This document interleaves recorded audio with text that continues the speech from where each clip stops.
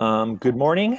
Hopefully we're all now live. My name is Kevin Jones, and I direct our Institute for Energy and the Environment here at Vermont Law School. And this is going to be our climate goals panel. And I'm going to introduce all the panelists in just one second.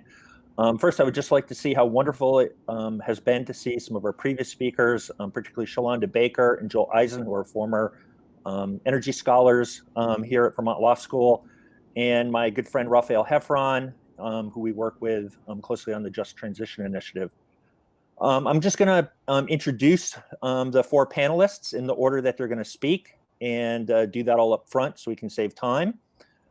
First, we're going to hear from Nate Hausman, who's a project director at the Clean Energy States Alliance. Following Nate, Ivy Main is going to speak, and Ivy's a lawyer and consultant who writes about Virginia energy policy and serves on the as a renewable energy chair of the Virginia chapter of the Sierra Club. Welcome, Ivy. Dr. Nancy Ryan, Dr. Nancy Ryan is currently with e-mobility advisors, and Dr. Ryan was previously a partner with Energy and Environmental Economics and served at the California Public Utilities Commission as a commissioner, as deputy executive director and advisor to the CPUC president. And finally, I'd also like to welcome Mollie D'Agostino. And Mollie's work focuses on the three revolutions in transportation, vehicle sharing, electrification, and automation. And she currently leads the policy component of the three revolutions future mobility program at UC Davis, which has a fabulous transportation program. So that's going to be very exciting. So I'll turn it over to Nate. Great, thanks so much, Kevin. And I also want to thank all the symposium organizers. This has been great, and hopefully I'm sharing my screen, and hopefully you can see that now too. Great. So I'm honored to lead off for this session on climate goals, and I'm going to jump right in because we have a lot to cover. So first, in terms of, let me just make sure this is moving forward. Yeah, there we go. A presentation overview. I'm going to talk a little bit about the nonprofit organization I work for, the Clean Energy States Alliance. Then I'm going to focus the bulk of my remarks on the role that states are playing in driving clean energy deployment. And I'm going to specifically talk about goal setting, but which is the focus of this panel and the title. But I also think that as part of that planning and policy implementation, are important pieces. And then I'm going to talk about a little bit about the challenges and uncertainties that lie ahead. And I'm going to conclude with some remarks about the impact that states have had on clean energy leadership. So first, the Clean Energy States Alliance, or CESA, we're a national nonprofit coalition of public agencies and organizations. We work together to advance clean energy. We're mostly state-level agencies, and you can see our members on this slide. So just to set the stage, I want to start with a quote from a dissenting opinion in 1932 from U.S. Supreme Court Justice Louis Brandeis. It is one of the happy incidents of the federal system that a single courageous state may, if its citizens choose, serve as a laboratory and try novel social and economic experiments without risk to the rest of the country. Thus was born the notion of states as laboratories of democracy. And perhaps nowhere is the idea of states serving as laboratories of democracy as apt today as it is in the arena of clean energy. So again, just for some context, I want to set the stage. The Intergovernmental Panel on Climate Change, the IPCC, issued its first assessment report warning about greenhouse gas emissions and their impact on climate in 1990. But in the 30 years since, in the face of this known anthropogenic causality, the federal government has failed to take adequate action to address climate change. At the federal level, the legislative branch has largely watched from the sidelines. Although Congress has made minor achievements related to climate through emissions reporting requirements, tax credits for renewable energy, Congress has failed to take comprehensive action on climate. The executive branch has taken action on climate over the years, but with changing administrations have come changing policies. The result has been that executive policies on climate have lacked durability and potency. Think the Clean Power Plan or the U.S. participation in the climate agreement. And the last branch, the federal judiciary, has likewise proved to be a difficult forum for addressing climate change. In part, that's because climate change is a problem so massive and thorny that is sometimes eluded legal redress, or as one legal commentator put it, so pervasive and so complicated as to render at once both all of us and none of us responsible. While some climate-related legal claims, procedural and state law claims, for example, have been successful, the judicial relief that's resulted has been modest, and that's especially true in federal court. But where the federal government has fallen short on climate action, states have stepped in and they've stepped up. States are reducing carbon emissions with ambitious decarbonization goals, smart planning, and faithful policy implementations. So why have states been effective agents for decarbonization? Well, I want to offer a few reasons. States have wide latitude to set their own energy policies, since the federal government hasn't dictated a top-down, one-size-fits-all approach when it comes to energy. And state public utility commissions and energy agencies have responsibility for regulating electric utilities, and they also have extensive knowledge of the local markets and the actors in them. As such, they're well positioned and they do carry out clean energy programs. And the third reason I want to suggest is that state-level clean energy policies can have a substantial impact on US greenhouse gas emissions and can influence other states to take action. So for example, when California institutes a new standard requiring solar on all new homes constructions, that policy alone can have a significant impact on emissions, and other states take notice. But before I move on, I don't want to suggest that states are the only level of US government where climate action is happening. Clearly, other sub-federal levels of government are making considerable strides and progress on climate too, but states have been particularly effective for decarbonization because of their authority, their size, and their influence. And the net result is that in the last few years, when the federal dereliction has been most glaring and the evidence of climate change has been most apparent, state leadership on climate has burgeoned. States have propelled decarbonization through ambitious clean energy goal setting. These goals provide metrics for states to know if they're making progress, and when they're enshrined in state law or regulation, they can provide enforceable thresholds that institutions and consumers can take concrete actions upon. In the last 5 years, there's been a clear and strong trend among states towards strengthening their clean energy commitments. And that's really what I'm going to focus on. Part of the reason that states are setting more aggressive goals, of course, is the declining cost of clean energy technologies. Wind, solar, battery storage, and the improved economic case for these technologies has made these higher targets more achievable. So now 16 states plus the District of Columbia and Puerto Rico have set 100% clean energy goals for electricity, either through legislation or governor's action. And every one of these 100% clean energy goals have timetables for achievement within my expected lifespan. That's all by 2050, or in some cases, well before that. So just to evince the point here, you really can't miss the trend. In 2015, Hawaii codifies its 100% clean energy target through its renewable portfolio standard. And then let's fast forward a few years to 2018. We see California passes legislation establishing a 100% carbon-free goal. The District of Columbia legislatively sets forth a 100% renewable energy goal. New Jersey's governor issues an executive order establishing a 100% carbon-free electricity goal.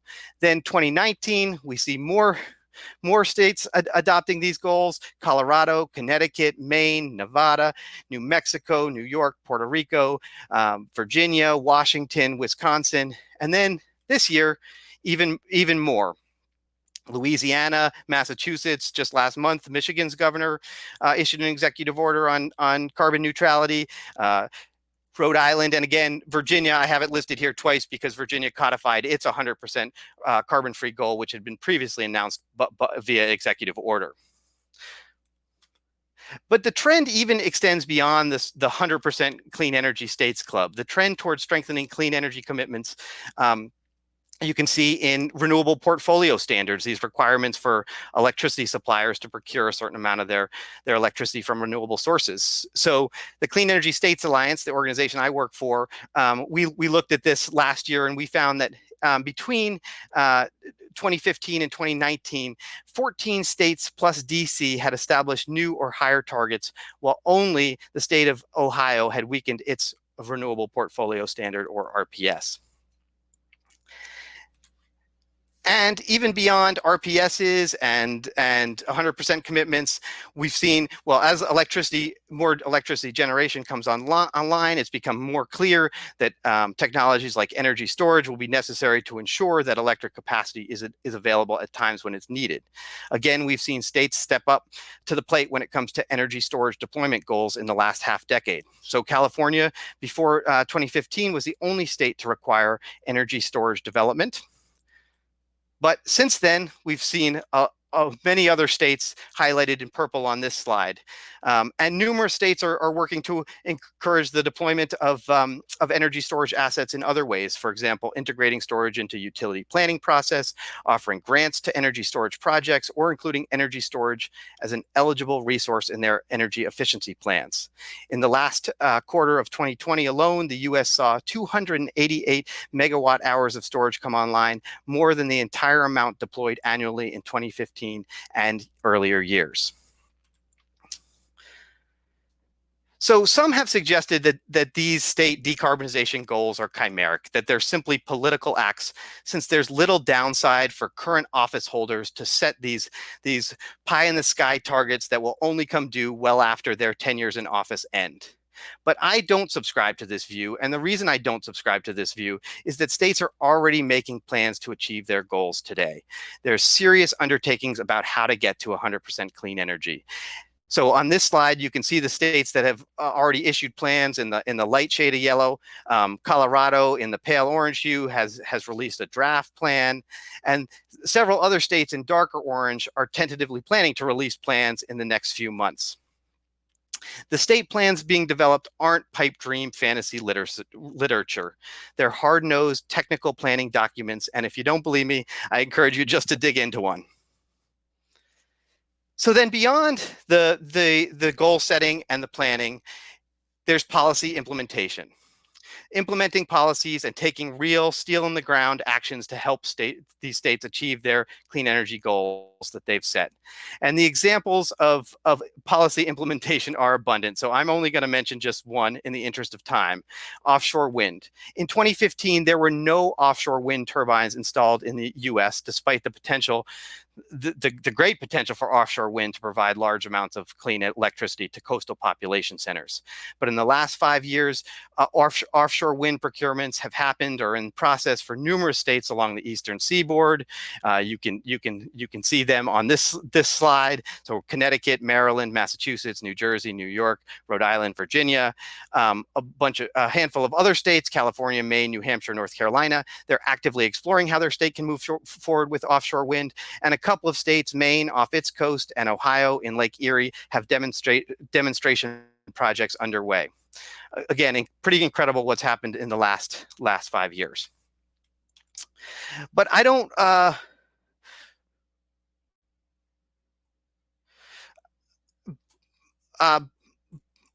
want to be too Pollyanna about the challenges ahead and what states are facing. There are real complex technical issues, and those technical issues increase with greater penetrations of these variable renewable energy resources on the grid. And as you approach 100% clean energy, these challenges become even more acute. So power quality, reliability, those kinds of technical challenges, but there's a host of other challenges that states will need to address to achieve decarbonization goals. They include increases in electrical demand, driven by greater electrification of heating and transportation. We're going to hear about that from some of the other panelists. Costs and ratepayer impacts, equity, ensuring that all segments of society share in the benefits of clean energy. This should be a separate bullet point, but interconnection and hosting capacity, challenges there, ownership and control of clean energy assets, resiliency and public safety. We've seen some of those concerns popping up in California with fires there. Siting, of course, is a huge one, and the scale of clean energy development, sort of distributed scale versus utility scale, and the economies of scale, and those kinds of issues. And many of these state energy goals rely on continuing technological advances that are hard to accurately capture and make predictions about. The future is unknown, and models simply cannot capture the costs and effects of technologies and operational strategies that haven't been developed. And then on top of that, there are some uncertainties ahead. COVID-19, of course, is adversely impacting state budgets across the country. And whether states view clean energy programs as an important recovery mechanism to energize the economy or as an unnecessary budgetary expense is unclear to some extent right now. States of different regions, sizes, and political perspectives have taken clean energy leadership, but state leadership is not evenly spread across all states. You've probably noticed on some of my slides that the same proactive states are highlighted across the deck. For the US to achieve deep decarbonization at the national level, states' climate leadership will need to spur other states and/or the federal government to take action. And states with ambitious clean energy goals will need to continue to give them attention in the years ahead to prove out their feasibility. States will need to prove out the case that it's possible to reach their goals. So I promised, to talk about the impact of all this, and I'm largely going to let this slide speak for itself. On the left, you see planned generating capacity additions according to the U.S. Department of Energy and its Energy Information Administration. You can see that new capacity additions of solar and wind outpace all other generating resources. On the right, you can see planned generating capacity retirements this year, largely fossil fuel plant retirements. And there's no doubt that state clean energy policy is impacting and driving these pie charts, the phase out of fossil fuel generating assets in favor of new renewable sources of electricity, and changes to the US electricity system as a whole.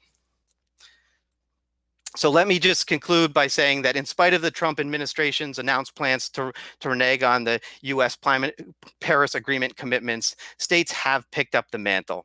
A report last year determined that the fulfillment of current state and local climate policies and measures, along with market economic forces, would reduce emissions 19% below 2005 levels by 2025. That's most of the way to the U.S.'s short-term emissions reduction target under the Paris Agreement.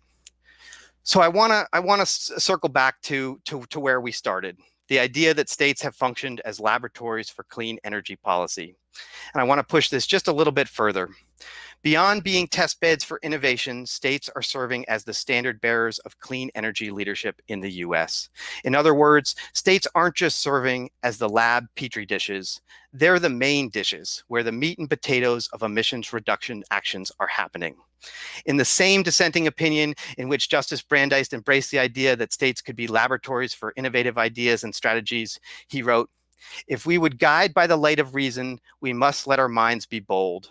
With bold leadership, states are moving the needle on climate." So that's a wrap for me. I'm going to just turn it directly over to Ivy Main to talk a little bit about a case study from Virginia.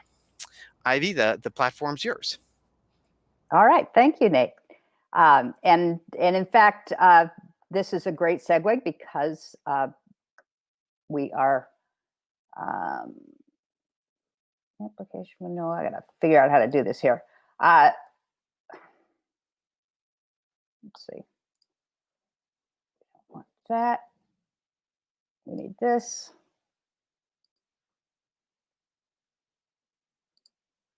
Is that coming up all right? Okay. So Virginia is very much a case study in what Nate was talking about.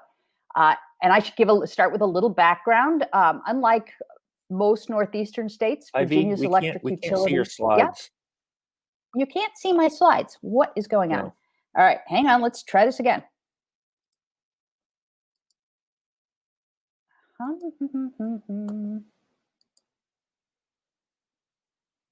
Let's start over.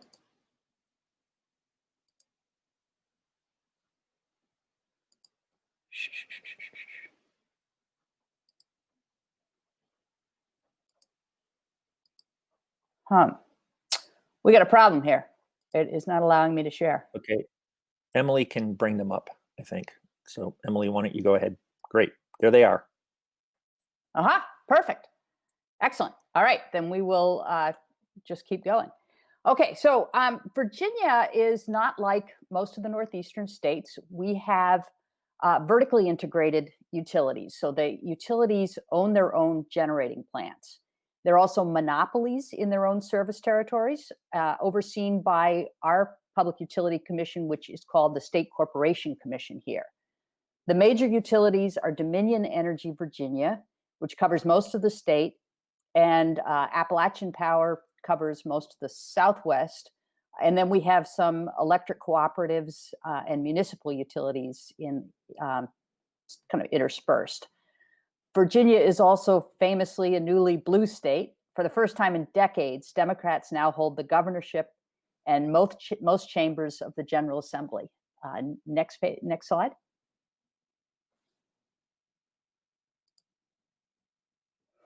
The Democratic takeover allowed clean energy advocates to achieve things we had been trying to get for more than a decade.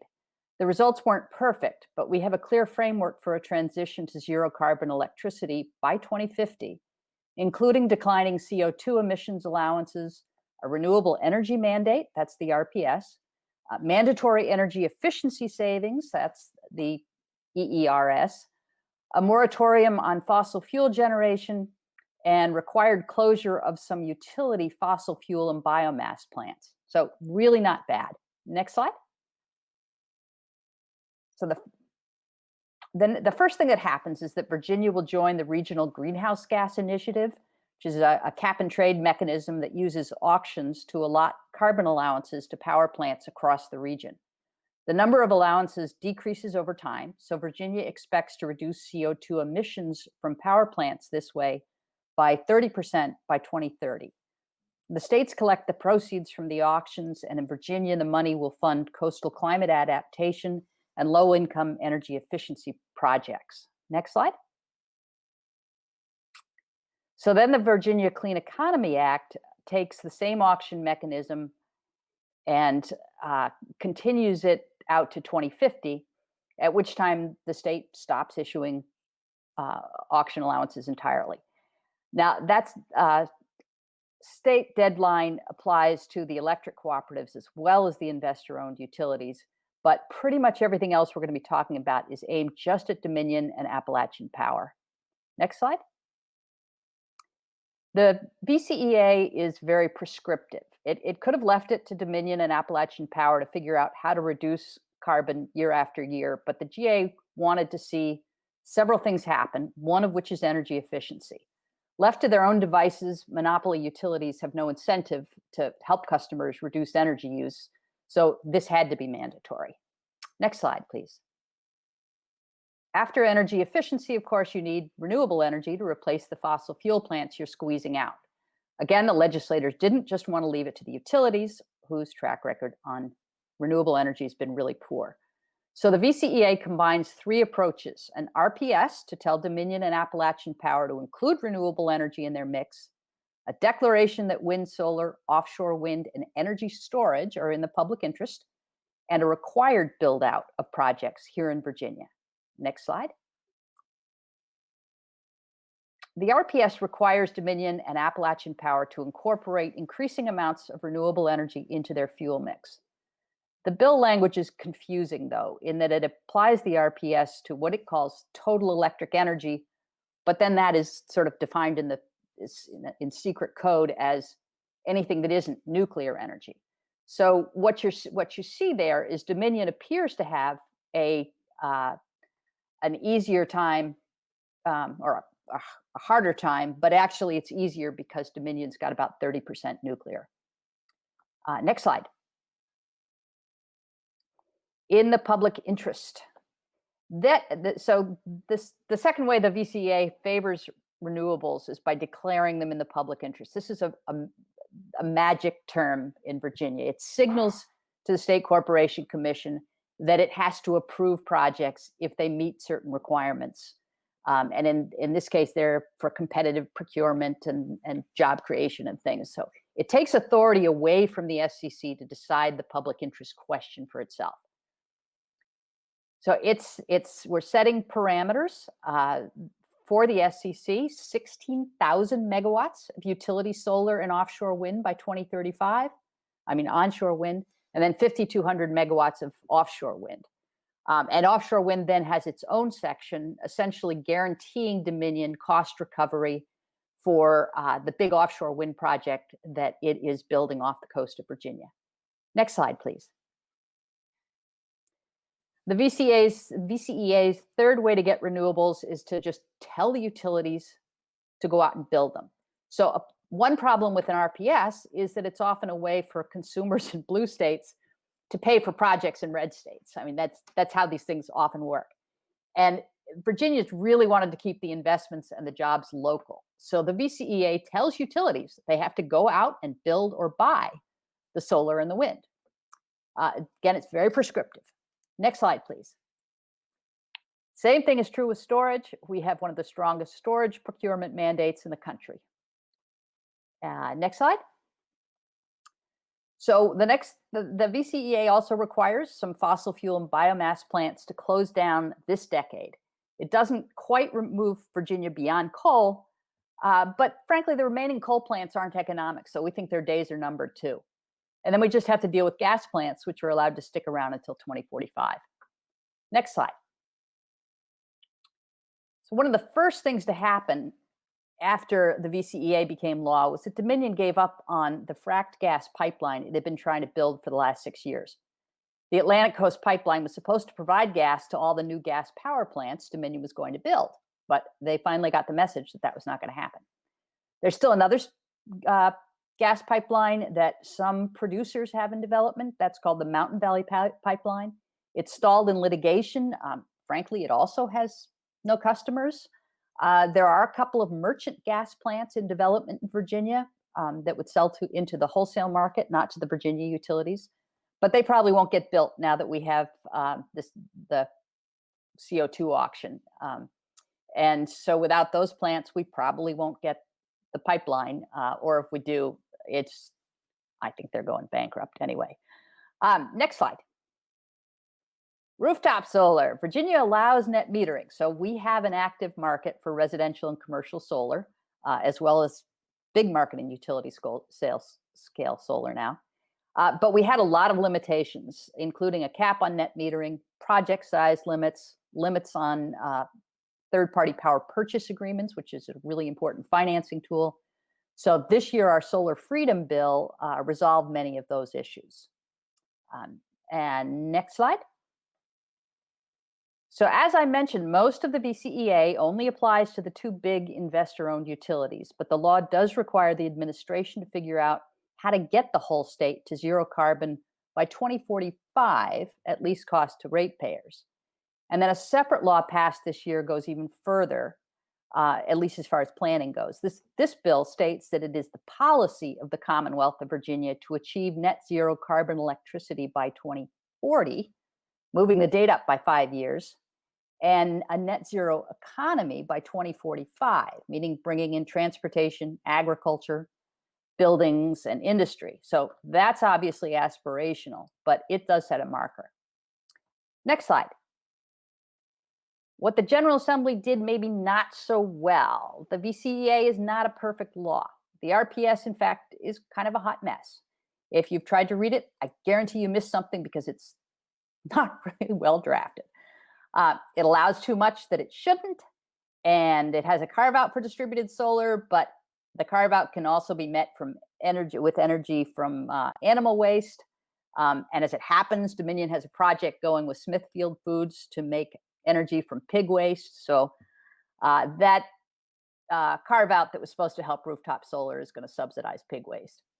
And finally, the bill has been criticized for giving Dominion too much leeway on spending more money, especially on its offshore wind project.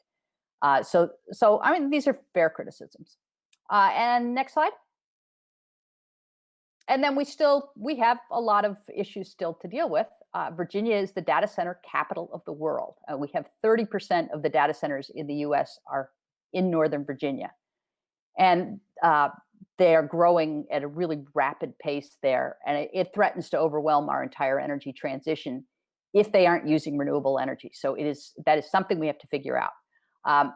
Building codes, we are lagging behind the latest international energy efficiency code standard. We're spending millions to retrofit homes for better efficiency now, so it's crazy that we're not building them right in the first place. And transportation is our biggest use of energy. And we've told our communities we have to build our communities better. We don't have much local authority. We have what's called a Dillon rule, which prevents localities from doing anything that the state hasn't authorized them to do. So that makes it hard. And we, we've got all these issues that we need to deal with. So we're not kidding ourselves that we have the energy transition all figured out, but we really feel that we have built a framework that will make progress possible. And when you consider that Virginia is a southern state and still a coal producing state, we think our progress is pretty remarkable. So I think I've got a last slide, maybe, not sure I do. Yes, some resources which you can look at later, but I'm going to turn it over now to Mollie. And excellent, thank you. Thank you so much. Yeah, so I'm going to start my share screen effort here. So hopefully this works. So please bear with me. And I'm going to do something exciting here. So it looks like I'm sharing the wrong screen, but I think it's going to work to load it the way I'd like it. So do you see my slides? Can you tell me audibly because I'm on full screen? That's perfect. Yes. Okay, thank you so much. Okay, appreciate it. Okay, so my name is Mollie D'Agostino. I'm the policy director for the Three Revolutions Future Mobility Program at UC Davis. And before I begin, I'd like to say that this slide deck around transportation decarbonization is an attempt to summarize a large body of research and work amongst a lot of my colleagues. So most recently, we have some draft document developed for the California Governor's Office, part of a carbon neutrality study for California, some large multi-campus effort, including University of California, researchers from UC Davis, Berkeley, LA, and others, and led by Director Austin Brown, UC Davis Policy Director Austin Brown. And I'd also like to thank my colleagues Kelly Fleming and our legal fellow Jen Ann Lee, who've been really great with helping to prepare for this, but more importantly, working on the journal submission that will provide more detail to this presentation topic. So with that caveat, I'll dig right in and say that I'll plan to talk about transportation.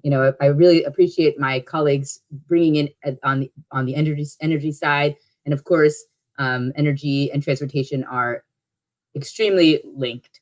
And decarbonizing to the transportation sector will require and decarbonizing the energy sector. So thank you for that, and for the reminder that state policy is a critical part of the energy sector decarbonization effort. But I'll talk here about the role of non-vehicular policy, the role of light-duty policy, and the role of heavy-duty policy just a little. We're just going to touch on heavy-duty because that could be its own whole presentation, so we didn't want to go down that rabbit hole. So mostly we're going to focus on light-duty vehicle today. So first, before I begin, I'll just point out that transportation is the most significant source of greenhouse gas emissions in California. It represents about 30% of greenhouse gas emissions in the United States. But in California, greenhouse gas emissions from transportation, represent around 41%. So if your eyes are a little overwhelmed by this beautiful but a little intense graphic, look to the side on the right, the blue, where it says transportation 41.1%. That's what we want to discuss today. So we'll talk about passenger vehicles and heavy duty vehicles, which includes trucks and what are called medium duty trucks, as well as heavy duty trucks. And so we can, and please forgive me if I do speak in transportation lingo, and I'm happy to provide any clarification in the Q&A. But first, we're going to talk about critical non-vehicular policies. So before we jump into the vehicles, it's really important to acknowledge that reducing carbon and getting to carbon neutrality in the transportation sector cannot be done with clean cars alone. Unfortunately, we do have to do the hard work of reducing vehicles miles traveled. This means we need policy tools like congestion pricing, road user charges to send the right price signals to to drivers that their driving is creating negative externalities, and that they need to think about other ways, other modes to get around. This could also, another good policy strategy here is on demand parking and removing parking minimums that can reduce vehicles miles traveled. And of course, mobility as a service is a new, an important innovation. Again, there could be an entire presentation on just this concept, but just to introduce it here, I think we need to look for strategies to use new on-demand, which means, from an app on your phone, able to get door-to-door service, and to do so from the public sector. And so that is a goal that many public sector operators have, and that many in the transportation community are pushing for, to bridge the first last mile gaps, and for many in the community. And we also need to encourage micro mobility. We've seen that e-bike purchases can be subsidized with California's Clean for All program, and there's also many discount programs for shared use of shared bikes and e-scooters. So these look like small parts, but of course they can certainly help with, like I said, addressing those first last mile gaps between transit connectivity, so we can get people from door to door without having to use a car. And that, I think, is a big goal of transportation decarbonization policy. But let's turn to the vehicles. So first, before we dive into the sort of policy best practices around vehicle decarbonization, I'd like to look at sort of just this classic example of how to build good policy. Best practices are achievable, ambitious, and they're backed by supporting policies, right? Because you can set a goal, but you need to make sure you know how to get there. So that's what we're going to kind of dig into on the vehicle side. So first, I think what's important to note is that we've got a lot of work on the international landscape. So I know this is a discussion around states, but I think it's important to acknowledge where other countries are landing. So I think, you got Norway and Taiwan coming in with the first sales bans on requiring that only ZEV or zero emission vehicles will be sold in those countries. Denmark, Germany, Iceland, Ireland, Netherlands are also coming in with early sales goals of 2030. And Norway has an on-road goal of 2030, meaning that they want to stop sales by 2025, but that they want only ZEVs on the road by 2030, which is a very much more ambitious goal, because we tend to think of a 10-year timeline, 10 to 15-year timeline to get a vehicle, a vehicle's lifetime. So if a person in Norway bought a gas car in 2024, and they're expected to get rid of that car by 2030, there's going to be some serious policy mechanisms to require that to happen. What's important to note here is the UK, China are also coming in around 2035 with this, I think, mildly optimistic goal, less so than the other European states. And what I think is important to mention here is that these are not equivalent, right? China's market is significantly larger. China has the largest auto market globally, and they also have the largest EV market. They have already 1 million EVs as of 2018. That number has, of course, grown. And they count that as of 2018, the Chinese EV fleet accounted for 56% of global EV sales, and at the time, the US came in second with around 360,000 EVs. So in China's EV step is certainly not going to come with just this goal setting, right? The goal setting was coupled with a number of supportive policies, including supply incentives that encourage production of EVs, as well as consumer incentives, and they even had local city goal setting incentives. So I think it's important to note that. But let's turn to the U.S. states. So California has now announced that they're going to join the UK and China in this 2035 sales goal of no ICE vehicles being sold in California after 2035. And this is being looked at as a very ambitious goal because it's the first amongst the U.S. states. But as you can see here on this in this timeline, it certainly is not the most or the least ambitious goal. And it seems like a nice in the middle goal, and certainly aligned well with China, which would make sense because we are those markets are linked. And so this the new sales goal from California was recently released. just a couple months ago or weeks ago, I guess, weeks ago at this point. This would require that only light duty vehicles be sold, ZEV vehicles be sold after 2035. It also has some other requirements for heavy duty, which we'll get into later. But this is an executive order, and we can discuss again more in depth about the difference between an executive order and a statute, which of course for this legal audience, I don't have to explain that in too much detail, except to say that this will require further regulatory action. What this executive order does is it lays out that the California Air Resources Board can regulate on to this degree. So there's certainly some regulatory effort that will have to come out in the next over the next months and years to support this executive order. And also this comes in after there have been private sector pledges from 4 automakers to also come in to support additional ZEV production. And this, of course, I'm sure folks on this panel and in this audience are familiar with the ZEV states, but just to list them here in case you aren't familiar, there are 10 ZEV states that are following California's ZEV mandate rather than the federal rules, and their goal was 3.3 million by 2025. But of course, that goal will need to be revised now that we've seen that California has itself decided a 5 million vehicle goal by 2030.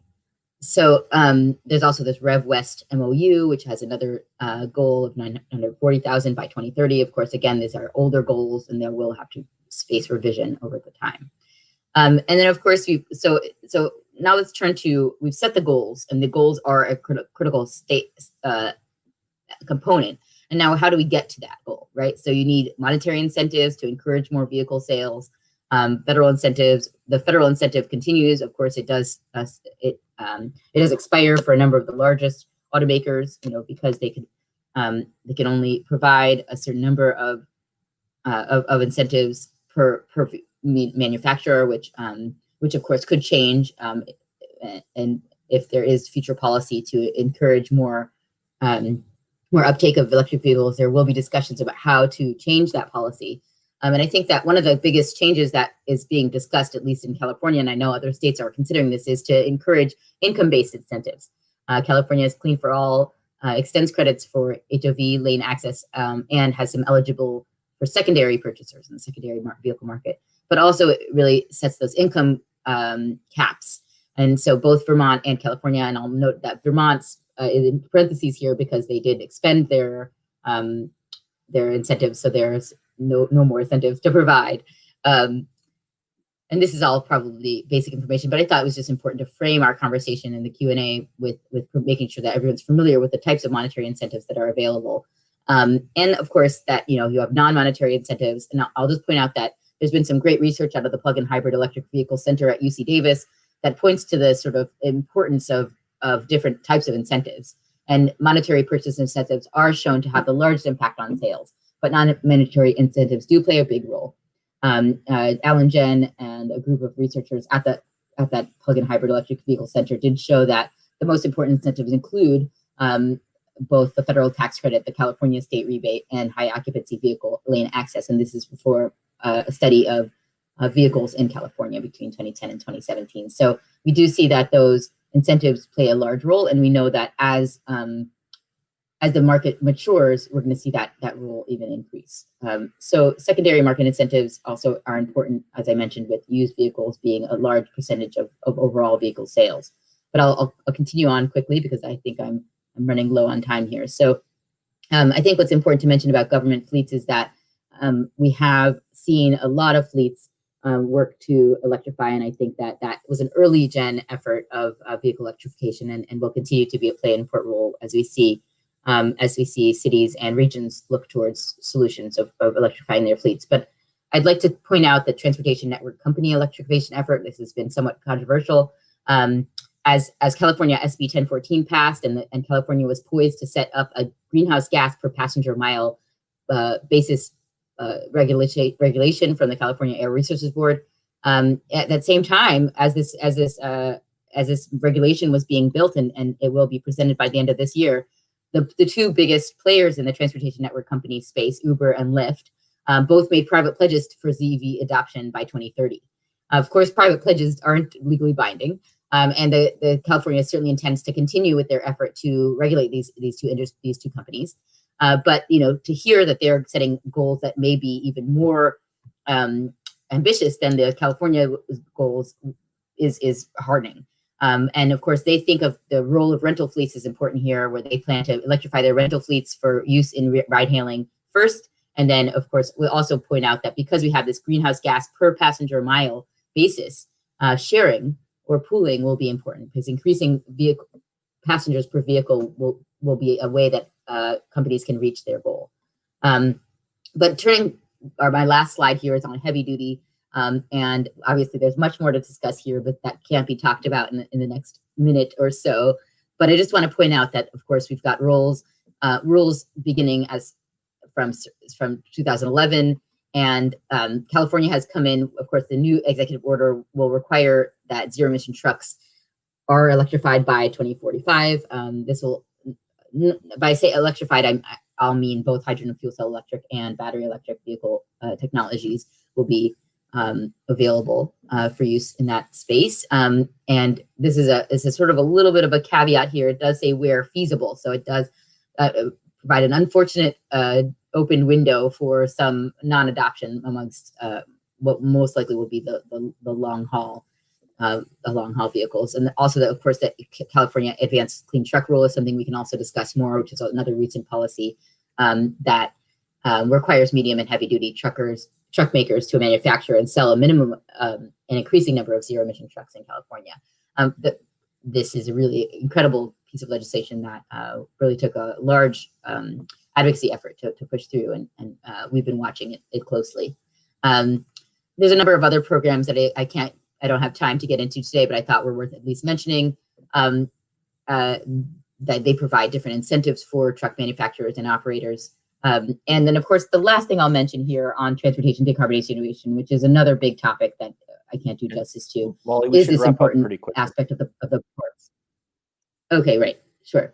Is the California ports are another source of greenhouse gas emissions, and both the LA and Long Beach ports have done a fantastic job of addressing this and cleaning up their ports. So with that, I'll close here, and I can link you to different other resources for more information. So thank you so much for having me, and I look forward to the discussion. And there's Nancy's slides. Go ahead. Okay, great. Well, again, thank you to the organizers for inviting me to share my thoughts on transportation electrification today. What I plan to do, let's see, my slides are not, oh, there we go. Okay. Briefly, my talk is in three parts. First, I will talk briefly about the role of transportation electrification in the overall thrust towards decarbonization. I think that's been well covered by the previous speakers.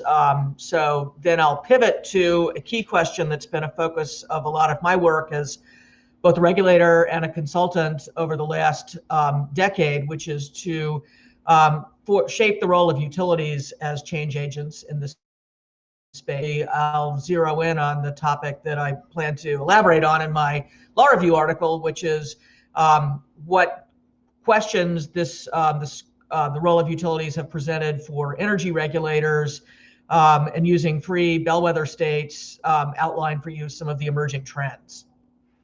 So as we heard, I think initially from Nate, there are really four fundamental transformations that are needed to fully decarbonize the economy: energy efficiency and conservation that reduces our overall energy use in the face of a growing population and economy; switching to low carbon fuels, which includes renewable energy and potentially nuclear, carbon capture and storage; reducing emissions in non-energy sectors; and then finally, in the focus of my remarks, electrification. And that includes transportation, buildings, and industry, and I'll zero in on transportation. And one other thought I do want to leave you with as we progress is that it's important to not think of these transformations in isolation, but to appreciate that they really function as force multipliers.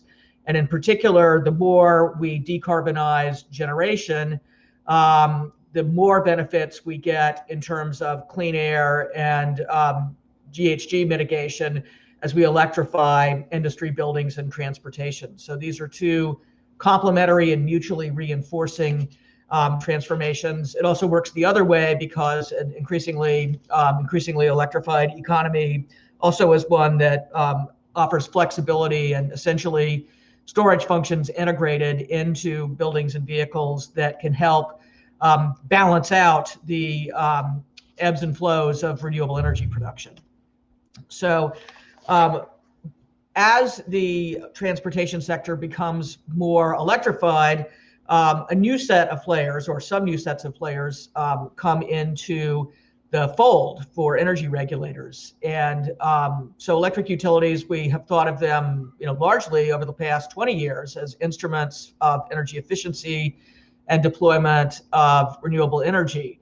But they are increasingly important players also in delivering or facilitating and enabling and even promoting electrification of transportation. And students of transportation electrification policy have identified a number of barriers to adoption. And here I'm principally focusing on light duty vehicles, though many of these carry over and sometimes in slightly different incarnations for medium and heavy duty transportation. But there's a number of barriers that are frequently cited to electrification of transportation, to adoption of electric vehicles. And utilities can help with a number of those, but probably the single most important one where they can have an impact is on deployment or facilitating deployment of charging infrastructure to alleviate consumers' range anxiety and help more and more consumers get over that mental barrier and believe that if they buy an electric car, they will be able to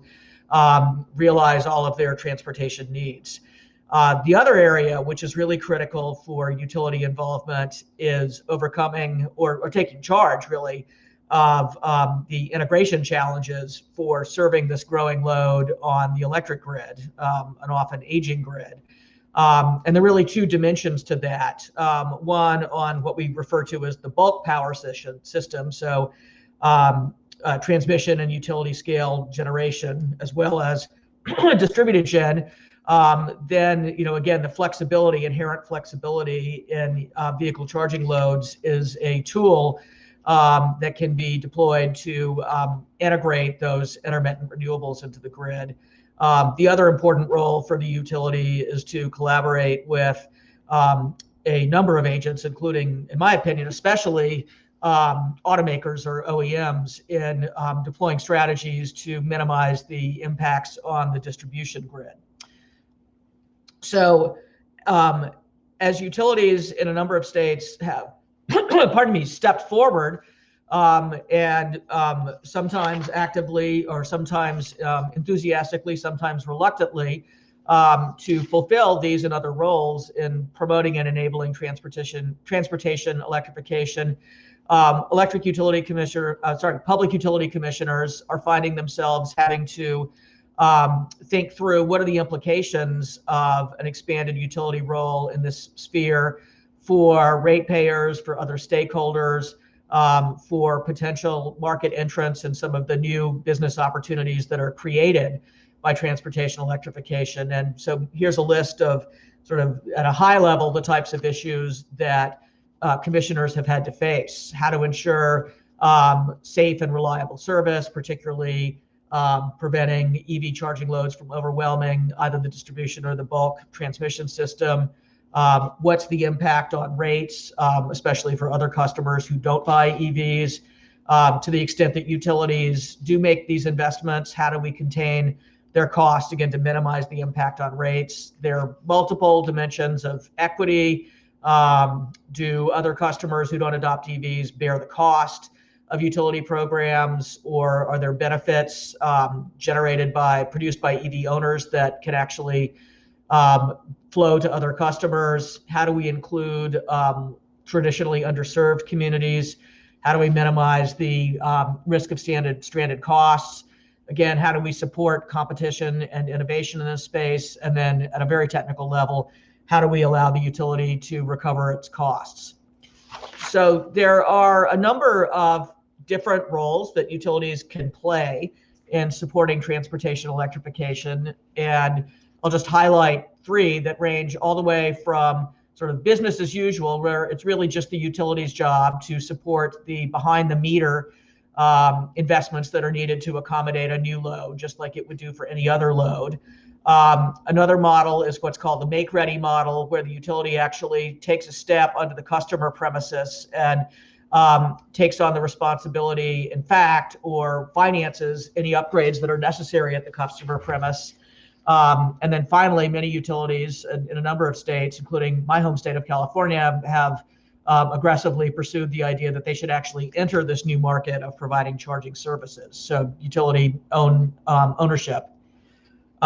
So this series of, this sort of variety of approaches in states presents a balancing act that regulators have to consider, particularly when it comes to the question of utility ownership. So on the one hand, commissions, especially in ZEV states and states with climate goals, are generally bought into or often appointed because with the expectation that they will support the state's EV and GHG reduction goals. On the other hand, they have a responsibility as economic regulators to ensure that there's as much competition and innovation as possible in this as in other spaces. So they have to really weigh those two considerations, and the blocks of this diagram give you a sense of some of the ways that this factors in. How big is the proposed utility program? Where are the companies that are potentially providing charging services, really this new business that's created by electrification? So I'll talk about how some different states have weighed these considerations. So I love the fact that Nate brought in the famous quote from Justice Brandeis that the states are the laboratories of democracy. And here are three of the principal laboratories who have really been in the vanguard of climate policy and transformation of the electric sector. So California, and they've taken very different procedural approaches to the question of what role should the utility play in supporting, enabling, and promoting electrification. So California, as always, we really do things our own way. We do a little bit of everything. The commission here really sort of stepped back, maybe was even overwhelmed, you might say, by a tsunami of proposals from utilities to implement big programs to support electrification. And they consider these on a one-off basis. And ultimately, this has led to, over the last decade, over $1 billion in ratepayer funds approved for utility programs, and also really kind of a patchwork of policy where some utilities have been permitted to own and operate charging infrastructure. Others have really been directed to pursue primarily a make-ready framework.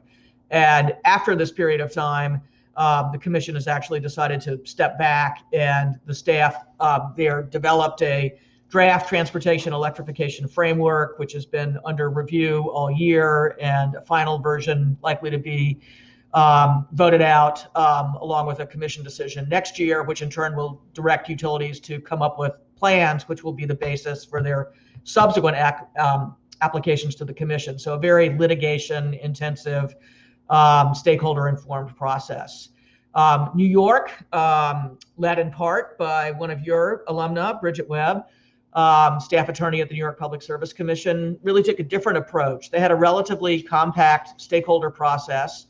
The staff, including Bridget, then developed a staff white paper, which really described what role they wanted the utilities to play, the scale and scope of the utility programs, and provided the basis for an order the commission voted out in July that provided express direction to their utilities. And I would say that this order really, embodies the fundamentally competitively driven approach that New York has pursued across the board in its electric sector.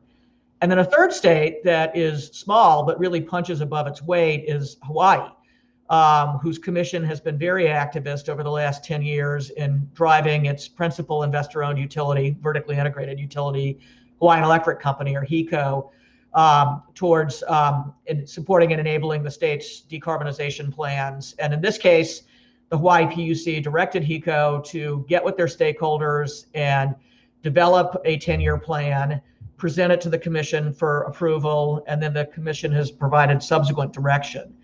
And so kind of I think kind of the opposite of the New York approach, where the commission developed the framework. Here, the utility proposed it and the commission has largely supported it, but then provided some direction and nuance.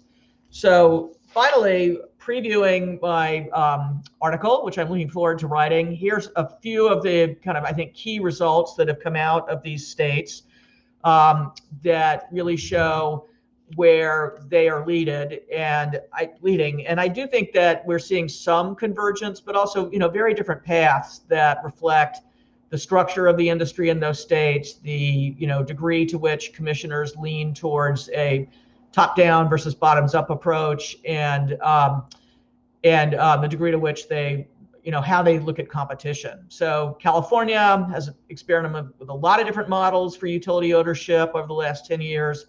I would say the commission is increasingly leaning towards a make-ready model with some utility ownership allowed. That's generally, they're sort of converging on primarily permitting that in disadvantaged communities, which are more challenging to serve.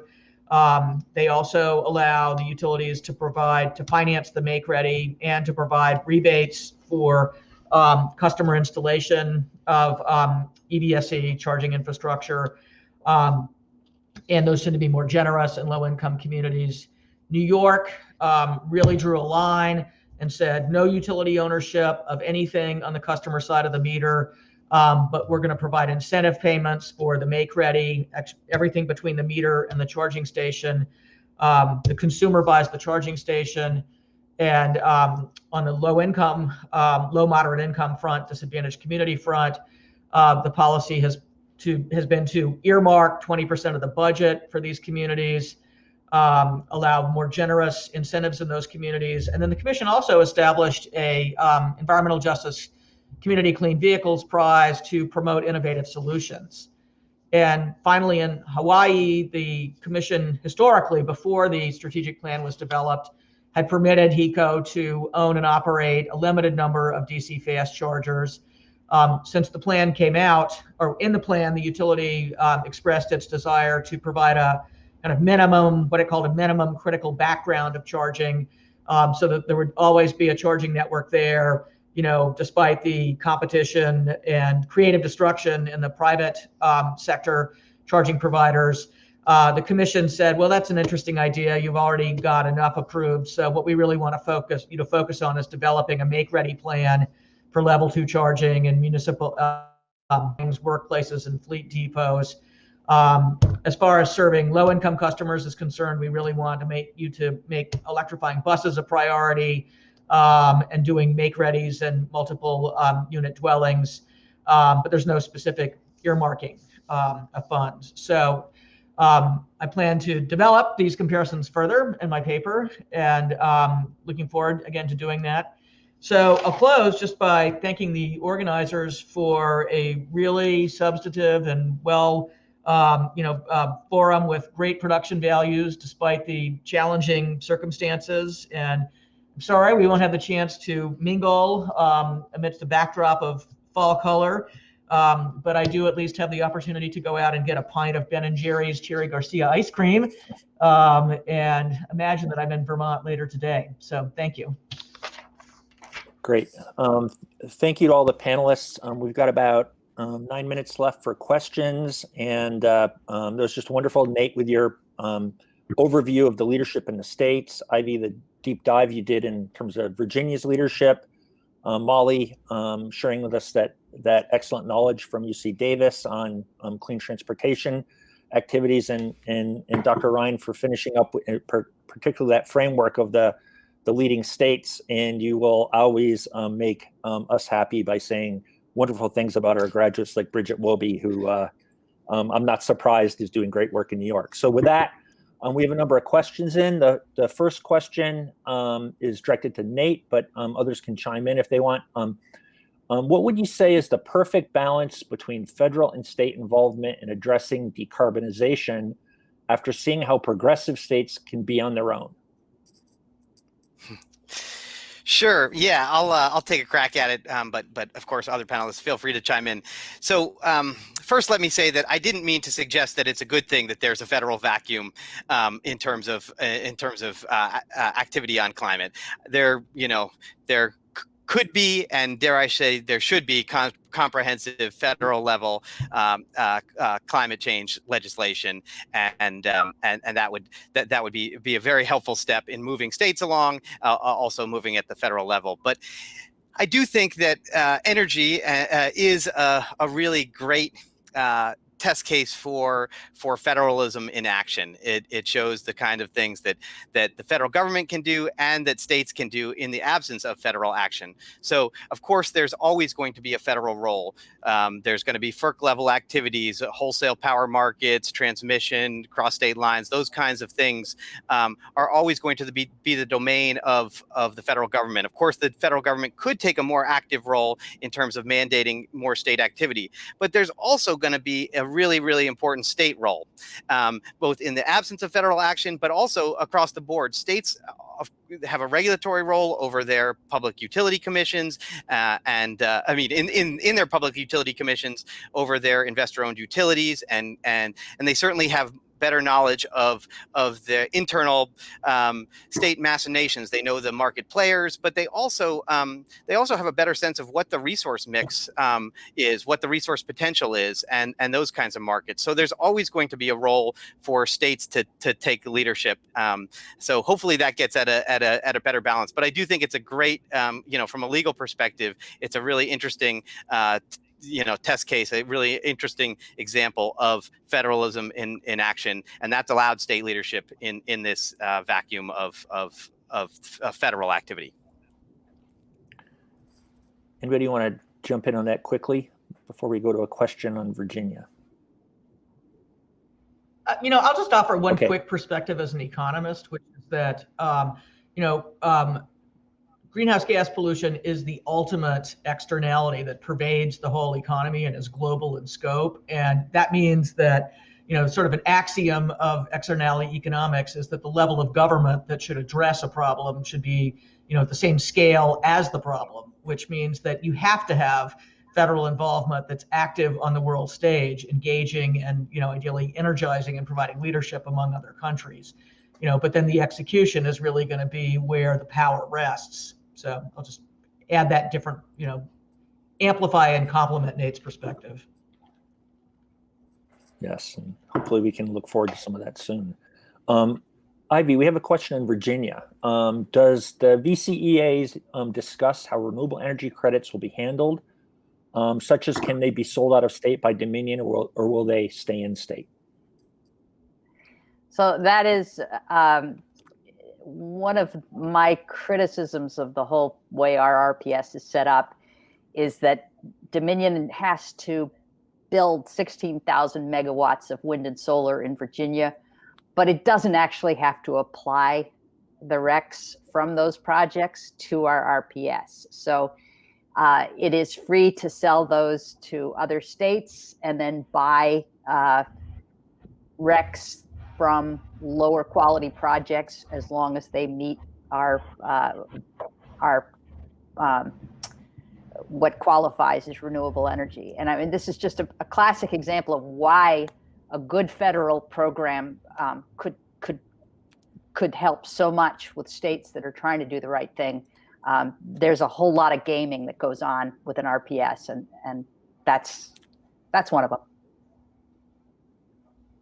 And we're seeing a lot of that here in Vermont too. The next question is for Mollie, but maybe Nancy, you'll have some thoughts on it too. What are your thoughts on electric public transit and how more states can achieve that?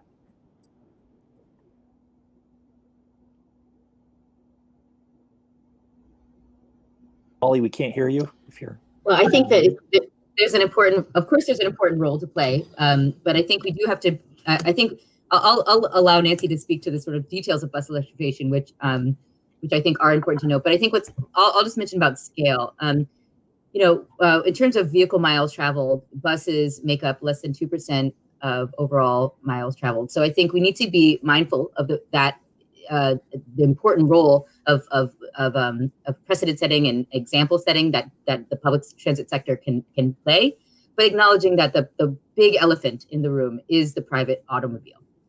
So I'll just leave my comment there. And if Nancy wants to add in any more comments on this, an important role of policy in bus electrification, I'll allow you. Please go ahead.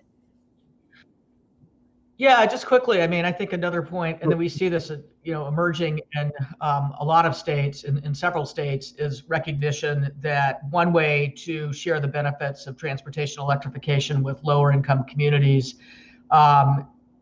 is to electrify transit, as lower income residents are often more dependent on transit, and therefore those vehicles are passing through their neighborhoods. Further thought is that some of the early experiments and ongoing commercialization of transit vehicles in California, we have a clean transit regulation that is driving their electrification. So a lot of those advances in lightweighting, in electric drivetrains, in hydrogen operation, all of those things flow across the entire sector of electrified vehicles, and those innovations are not going to be confined to the particular vehicle segment in which they occur.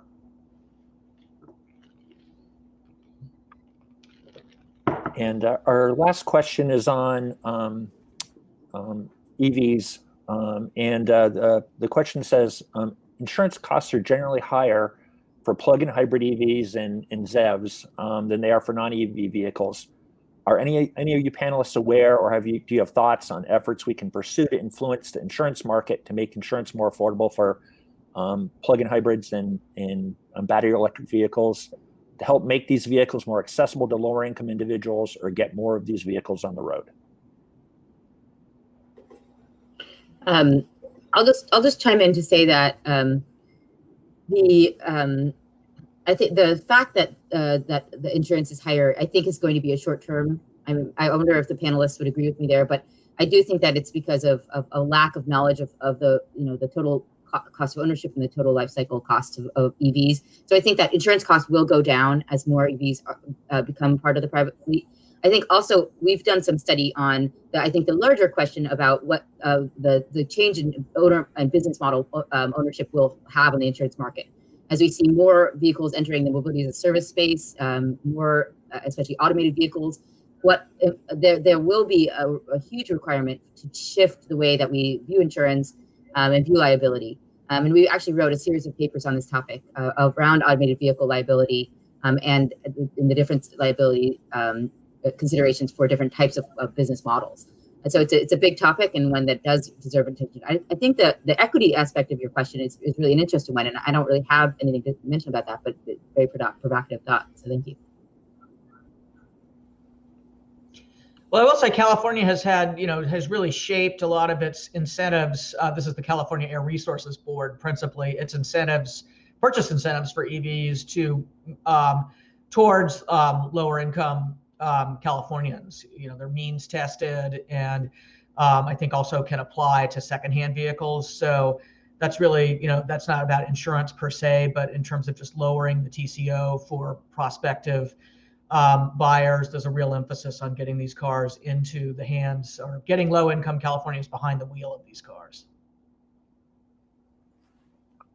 And somehow, amazingly, we have done our presentations and answered all our questions right on time. I want to thank the four of you for your generosity of your time today and sharing your knowledge with us. We look forward to your further writing on this. And thank you very much. And I think we now are going on to a break for lunch. Is that correct, Antonia? All right. Thank you. Thank you. Thank you.